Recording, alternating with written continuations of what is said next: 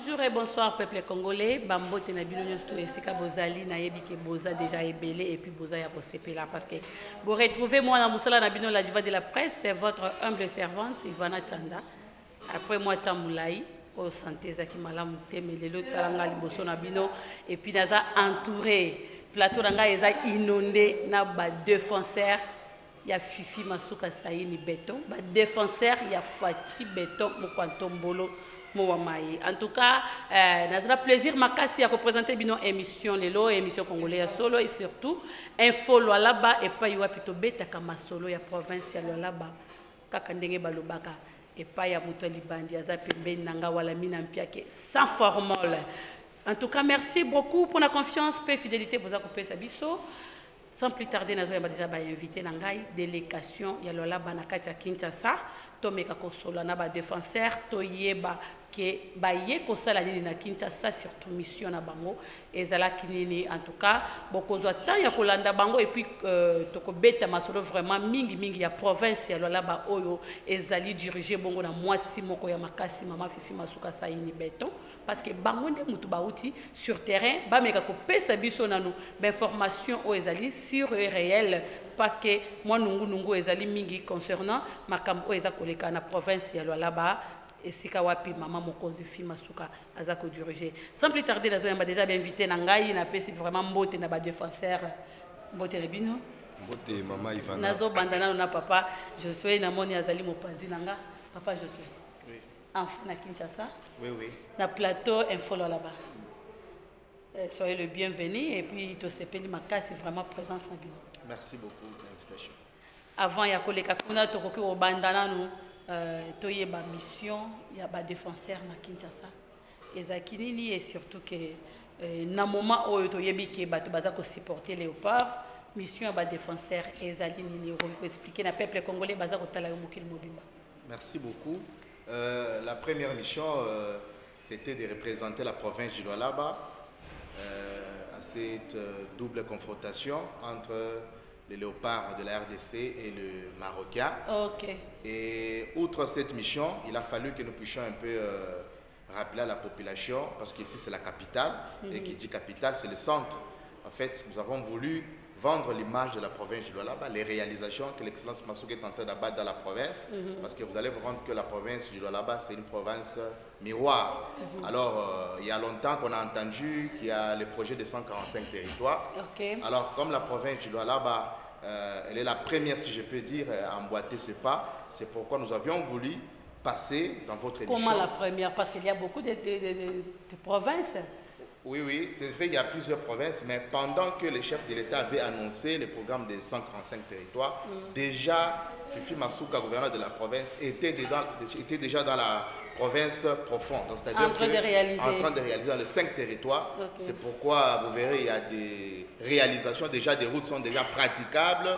Et là, elle est en train déjà d'initier des projets pour les puits d'eau potable dans différents territoires. Donc, c'est-à-dire que nous avons le privilège de dire que c'est la province miroir et la province est la première à emboîter les pas avec la vision du chef de l'État pour le projet de 145 territoires. Malgré que les ennemis de l'Ouaba n'acceptent pas tout ce que vous êtes en train de dire ici. Oui, en fait. On dit que rien ne marche là-bas, Fifi ne travaille pas et la province... Il faut savoir que... Merci. Pendant que Maman Fifi a pris la gestion de la province du Lualaba, la province était ténébreuse. C'est pourquoi la première réalisation, c'était l'éclairage. Okay. L'éclairage de la province du Lualaba, il y a eu les éclairages publics partout. Pourquoi? Parce que la province était ténébreuse. C'est pour vous dire que ces gens qui ont l'habitude de dire toujours le négatif sur la gestion de Fifi Masuka, ce sont des gens qui ont choisi d'être du côté du ténèbre. Donc, c'est-à-dire qu'ils n'accepteront jamais la lumière. Et pour les chrétiens disent que les ténèbres et la lumière n'habiteront jamais ensemble. C'est la raison. Merci beaucoup, Papa Josué. Soyez les bienvenus. Merci Madame Ivana Chanda, la diva. Pour la première fois, pour les canaux plateau, émission congolaise. Normal, pour les canaux plateau, c'est la première fois. Pour les canaux déjà, mais surtout j'ai un réel plaisir quand je te vois aujourd'hui en vie. Ah oui. Je dis merci à notre Dieu, le Créateur, parce qu'il t'a accordé encore la santé, malgré des turbulences, les vents et marées que vous avez pu Ça s'est passé dernièrement. Nous étions vraiment des cœurs avec vous au là-bas. Nous compatissons ensemble et surtout gloire à Dieu parce que la moni kolongo ne côtière. Nous allons les ongues déjà. Mission n'a pas raté. Non échoué. Parce que c'est Moussa Makas comme on a su la diva de la presse congolaise a toujours en forme. Ok. C'est Makas. Ok, c'est Makas, c'est ingénieur Walamina na yo qui déjà papa Josué a pessibiso moi nzela déjà. Et pas y plutôt côté la parce que toko umela lisusuté na kanisa ki akobandana ngata msusu ke non boye kaka pona ko tala match mais na yoki ke vous a déterminé ya koya surtout ko lakisa la face du monde ba réalisation ya mama Fifi Masuka Sayini oaza ko sala na province. Tout à fait ka lokola ndeko Josué auti koloba vous allez comprendre que pesana longona merci na mama Fifi Masuka déjà la toute première fois comment on a détermination na événement munene il y a match qui est entre Léopard et l'équipe de Maroc pour la qualification. Il y a RDC. Le gouverneur a s'impliqué. On a joué qui représentait la province. C'est vraiment et c'est mon macas parce que c'est les manas notés. Et c'est Zambara Liboso et c'est les macas. On a maman Fifi surtout. On a implication macas. Il y a ministre Nabiso. Il y a sport. L'excellence pour les Kalaou. Bissika Zali, un coup de chapeau. Ministre Paulin Kalaou. Présenté mes très sincères condoléances à Outkopère de Maman Naé. Ah bon? Nous sommes des cœurs avec pouvoir. Mes condoléances, son excellence. Oui, oui. Donc, voilà, nous sommes leadership féminin. En tant que baïké, bokoki kolokateka lokola yo lobake, eza émission congolais ya solo solo. So za véritable congolais des pères et des mères. So yekin, okuta na diva de la presse. Oza congolais. C'est comment qui na okisa ça. Comment qui te surtout pour la lolaba. Bako kansane to suki na minkao. Vraiment. Et voilà mina pia misala eza ko salema na lolaba. Tozo mona mama gouverneur ndenge aza ko mikata en morceaux et loko o ezo kamusa mokili mobimba ezali que une femme mère deux enfants mais azwaka tenter pour na kofanda même na famille naïe tout le temps azaka na mouvement ba membre ya gouvernement ndenge moko bino ba défenseur tout le temps balobi makele na bino ko moleka pe hein.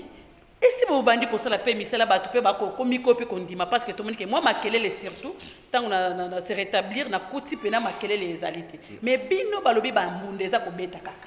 Et loko nyonso bo kinde ko sala bo betele yango mbunda. Eza façon nini wana ya koloba ke non biso to ko kenda ngo bongo tina suka obiezani. Au moni sikoyo pour la service pour ma solo so tel le ba défenseur ba ike sur terrain malobande et les kamsala. Ah OK. O to koloba et les kabawana.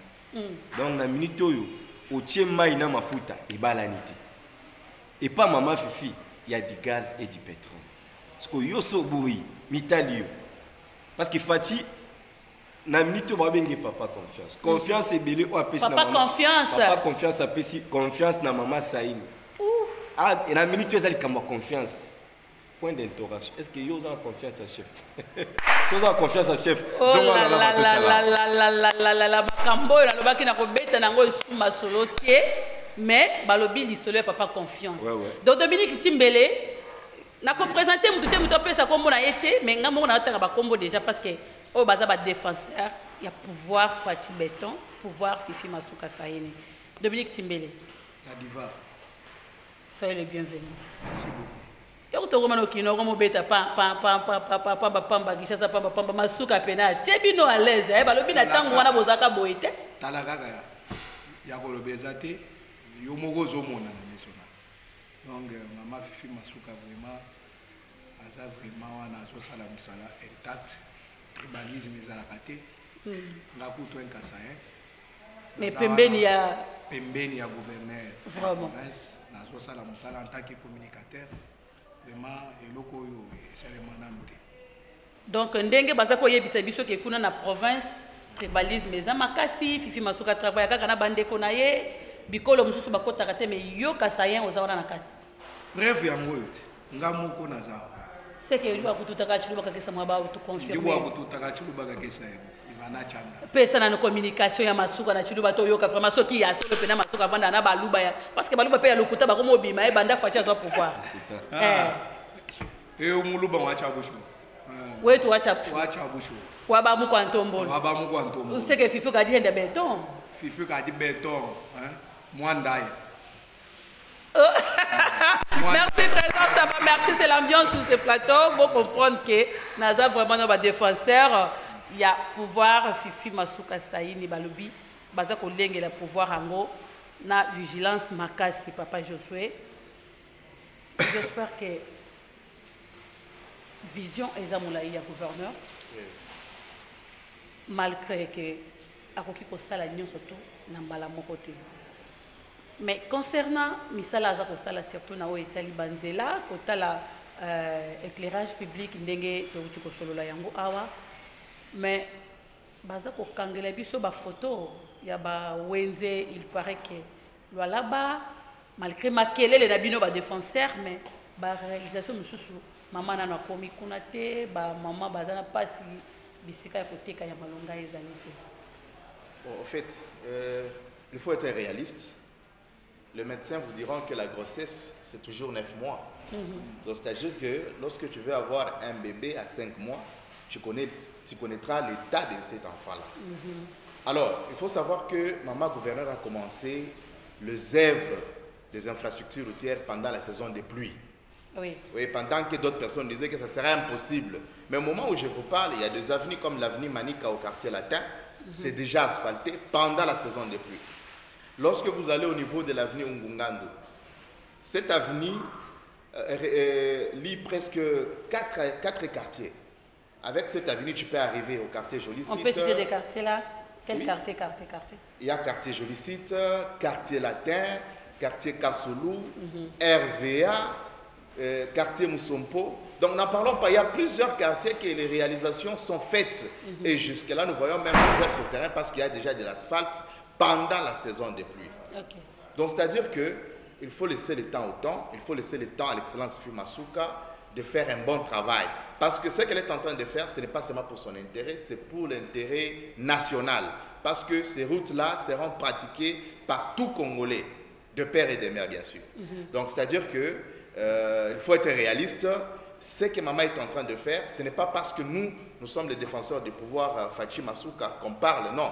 Parce que si on descend sur le terrain, réellement, il y a du changement. Auparavant, il y avait un système de réhabilitation des routes. Oui. Donc c'est-à-dire que la route existait, oui, la route existait, on vient, on met seulement l'asphalte. Mais actuellement, ce sont des routes inexistantes qu'on crée. Il y a des érosions partout, mais on crée, il y a maintenant...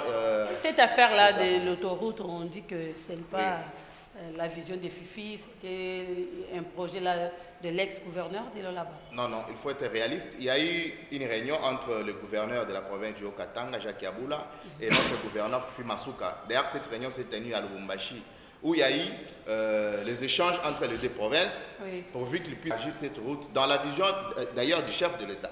Parce que le chef de l'État a validé cette vision ou ces projets, c'est alors que les travaux ont commencé. Si vous arrivez au niveau de Moutaka, Moutaka c'est la frontière entre Haut-Katanga et la province du Lualaba.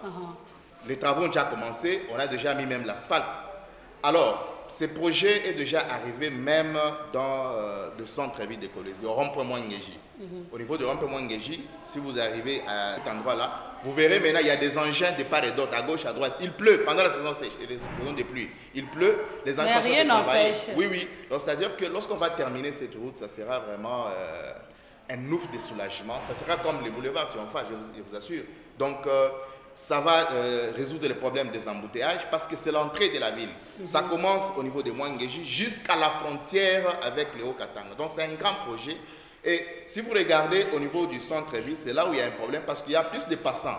Et dans les localités, dans les villages, là où il y a peu de circulation, les travaux ont déjà terminé. C'est normal que les travaux puissent traîner au niveau du centre-ville parce que tant il y a la demande de la population, il y a des routes qui doivent, et plutôt les passants qui doivent passer, à un moment donné, les engins travaillent beaucoup plus la nuit. Et cela a retardé un peu le travail. Mais nous sommes rendus compte que la saison sèche, on va vous inviter, vous verrez comment on va inaugurer en désordre les avenues construites par l'excellence Fifi Masuka et non réhabilitées. Et l'affaire de l'avenue, c'est la route Kolwezi-Solwezi. Oui. Est-ce que c'est vrai qu'on a déjà commencé des travaux là-bas? Merci beaucoup. Sur cette route, d'ailleurs, avec les défenseurs ici sur le plateau, on était descendus sur terrain. Parce que nous, avant de défendre... Mais il n'y a pas des images? Nécessairement. Avant de défendre... Donc, prouver que la mission de papa. Il y a ceci. Les projets c'est une initiative. Ok. Et le projet, c'est une vision. Lorsque Mme Fimasuka a été dépêchée par le chef de l'État en Zambie avec la délégation de quelques députés, c'était pour signer des partenariats avec la Zambie. Donc il y a eu les go pour dire que les travaux doivent débuter. On ne doit pas commencer un travail. Nous sommes dans un état de droit. On ne peut pas décaisser l'argent des ordres dans un état de droit. Non. Okay. Il a fallu faire ces processus alors que le gouverneur s'est déplacé avec quelques députés en Zambie. Après, elle est retournée, vous avez vu, elle est venue rendre compte au président de la République, garant des institutions. Ah oui. C'est le chef de l'État qui va ordonner maintenant les débuts des travaux. Ok. Ben, au moment où je vous parle, la route est déjà praticable parce qu'il y a un problème du gouvernement central. Oui, c'est un problème du gouvernement central par rapport à l'aval du chef de l'État. Okay. Parce que tout ce que Maman Fifi est en train de réaliser dans la province de Lualaba, oui, elle réalise en tant que gouverneur, mais au nom du président de la République. Parce que c'est le président de la République, Félix Tshisekedi Tshilombo, qui va défendre son mandat après 5 ans. Ok. Oui. Merci beaucoup. Wana pona batwali falansa. Ngana zongi kotoyo. Koto na zongi la kepe na lingala wana ya bakanda. Muto libandi wala mina pia. La diva de la presse. Moni papa je suis à flatter bato français na moi moi douceur français ça moi douceur mon roboy. On a kolakisa été. On a kolakisa ke. Ba défenseur ya maman baza. Communication ils ont compris. Batmoko les insensés. OK. Il y a aussi la tête hein. Quand vous voyez maman, vous voyez aussi qu'elle a aussi ses défenseurs qui réfléchissent très bien. Voilà. Ils ont fait aussi des belles études. Voilà. Tozongela sikoyo. Bino bosa makelele makasi na lola ba wala mina mpia. Côté yanzela ba population lola base ba beti déjà maboko que non banzela vraiment tozo mona. Tina niveau ya moko ye moko maman akofanda likolo ya ba jaza ko agumbi pe asimbi pe na liboso volant. Côté wana pena ba beti kuchwapo. Mais et là, comment ils ont comme ça que vous avez défenseur oui et cause la défenseur et puis qui c'était que le pape place moi comme abbé ezali que le que non maman bien ba membre du gouvernement boye côté la pape place boye o population baza ko le balobi ke na lola ba wenza malonga ezati. Merci diva de la presse wenza malonga ezati eza pe pas personne parce que ba o bazolo wele la ke wenza malonga ezati. C'est ça parmi mes échoues à bateau de ce balikaka. Do bango petango bazalaka ezaka peka bongo. Rien. Na milito yo objectif o esenga qui était ezala eza par rapport à Wenzete. OK. Les objectifs ce n'est pas encore de marché. De marché na ebi ke eza biloko monko boye ozoya mais eza primordialité. Et loko ezaki na milito yo ko désengorger nanu ville ya Kolwezi. Parce que ce bazo le parce que zaki carrière elle dit ça comme na lola ba ya kala peta. Lola bezaka kolosité. Il faut que kota na kati pour que ba sentir vision ya mokonza mboka. Évangile selon Fati ezotanga malakati ya muchacha. À partir ya maman Fifi, à partir honorable Roy Kaou. Évangile ezokota. Ozomona ba action ezosalema ba école, ba biloko nyonso wana. C'est ça même la vision. Ba o bazolo ba kelelo so yosinga mamba wenzeme je. Ngobila yo aza banda. Na moni mutu moko akangi ba photo akangi abuka wenze atonga. Donc ils a faux débat. To lo bende makambo zo telela vraiment politique ozo mona banzela yangona na milito maman azo sala. Nano asali pe kututé. Ezaka ke bandeli. Eza ibandeli. Do akosali le biso ebele. Makasi. Bon message. Balobi ba komesana et on a ezali bongo maloba ya ba défenseur ya pouvoir Fati Masuka. Ngai pena ngai naza kozela ke ndenge boye boye bo confirmer nga ke ndenge za boye en tout cas na lola ba kuna mutu azolela isusu te. Parce que eza ba information mususu ezo utana musika ezo zo biso na Kinshasa. Et il y a des gens même bazo benga biso pona koyebisa biso ke non oyo bino bozolo bawana parce que bomoni ba réalité te o ezali na lola vu eza sure bato bazolia na pasi. Alors pour yebisa biso vérité parce que vision ya Fifi Masuka tout le monde baza kolobela yango makambo Fifi Masuka za kosala na lola ba ata soki ozali aveugle okangi misume okoyoka na matoi que non il y a une femme là-bas qui travaille. Mais namoni ba santé na bino on dirait batu moko baliaka na pas cité ndenge ba yebisi ngaka na lola banzali ezali. C'est est-ce que eza vérité que na lola ba batu ba olia bindi? Bato bakolo bake Bi côté social kutu kuna mama zo beta ne kara. Côté social ezalaki à partir ya tata wana bato wana papa Tito yo moko yebi ngana lobi te ezali. Bonga lobi comme papa Tito, bonga na kobanga autant comme papa Tito. Lelo ti lobi. Mambo anzaleza mambo papa Tito. Mais pour le moment, yo moko talati. Caméra zo photo. On en est tout ça. Et ça ne sengo. Matama na mafuta. Ezo sala ne sengo koloba ete. Que lola beza bien na moni vraiment to chamato ke vana biso na lola ba. Mama Saini. Batu ba ye minene. Mama Saini azo sainiser. Lite zaki nini? Batu balia. Ndeza vision à papa. Batu bazolia ba masuka misine. Les peuples d'abord. Masuka misine eza antibiotique. Et traité de corruption. Traité comme bien les médias politiques là-bas. Nyoso. Masuka misine. Eza antibiotique. Inspiration on est où tabino wapi bino pe ba défenseur. Boza makambo. Eza antibiotique moko makasi. Antibiotique donc na minute osoza na posa état de droit. Luka masuka misine à niveau là-bas. Détournement, exacté, zéro corruption, zéro tribalisme. Il y a à répondre kaka na ba piste de solution.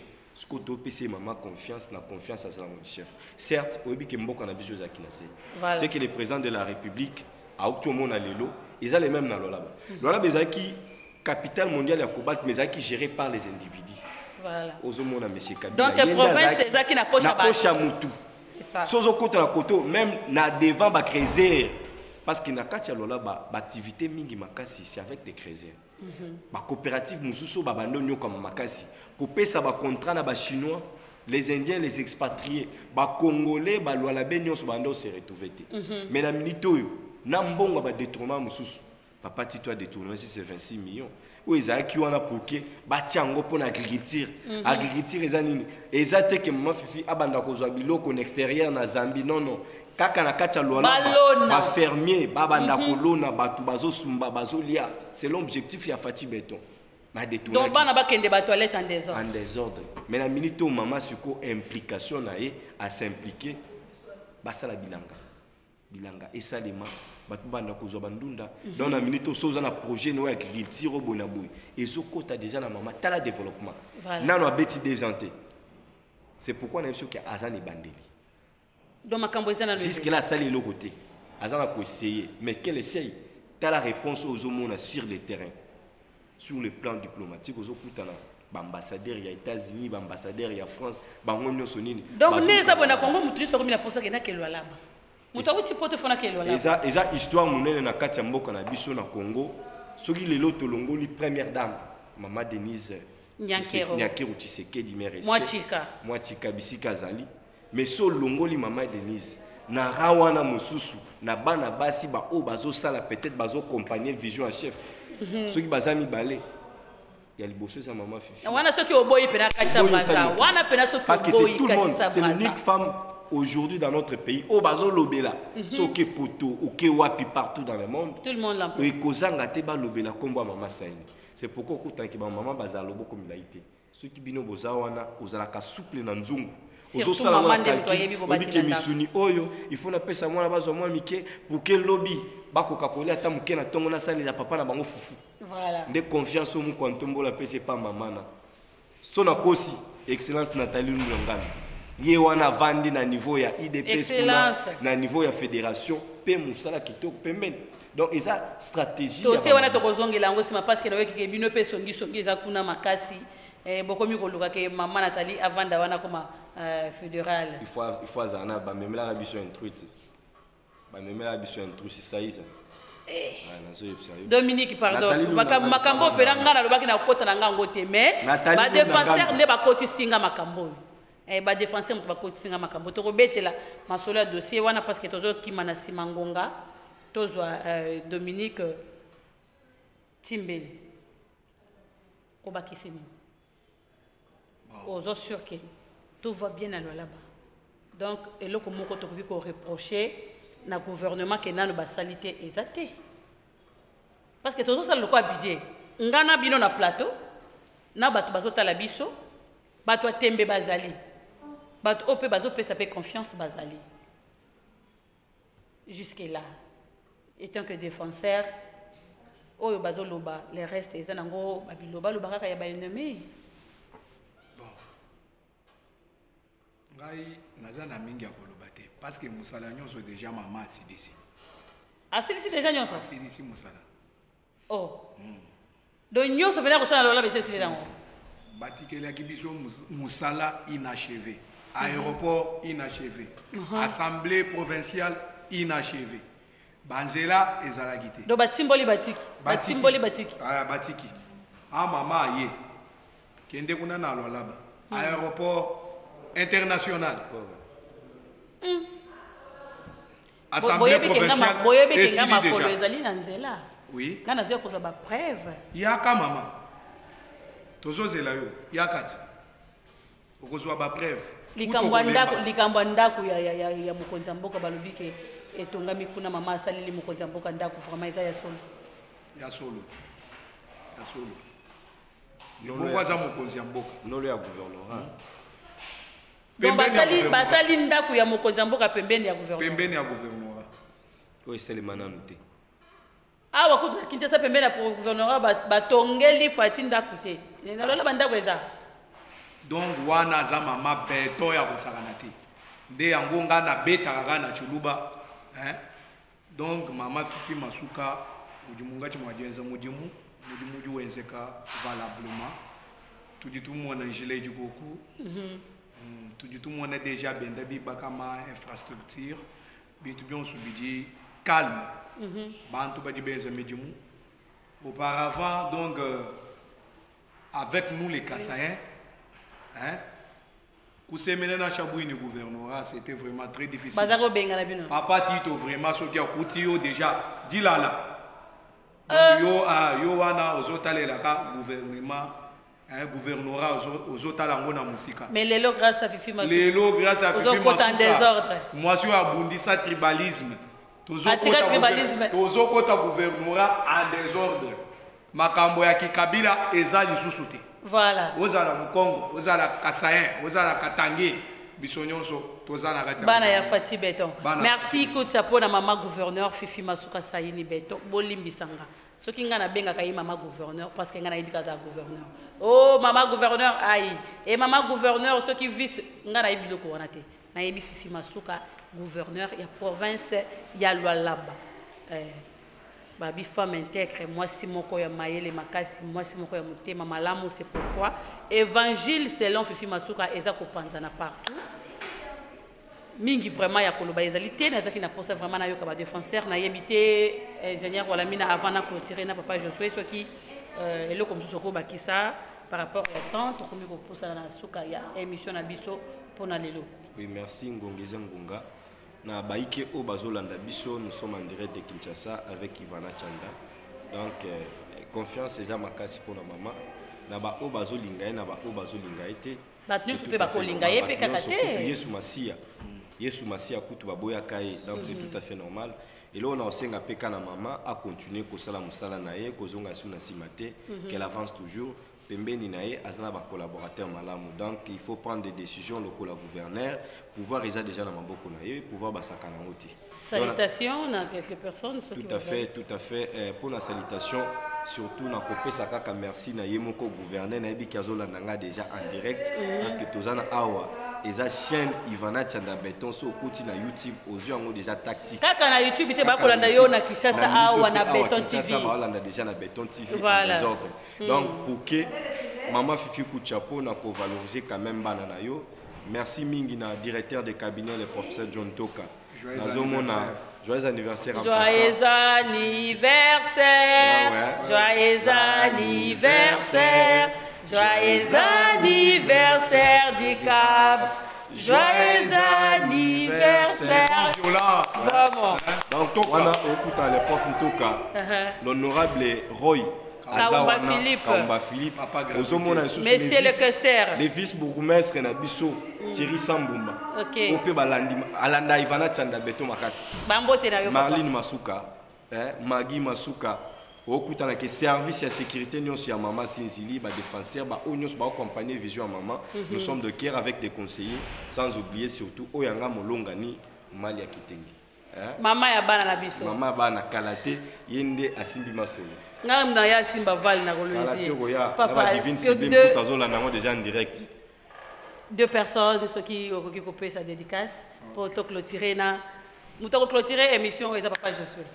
Moi je salue personnellement et je salue ma femme Odette Odia avec maman bana moi chika Odette Odia.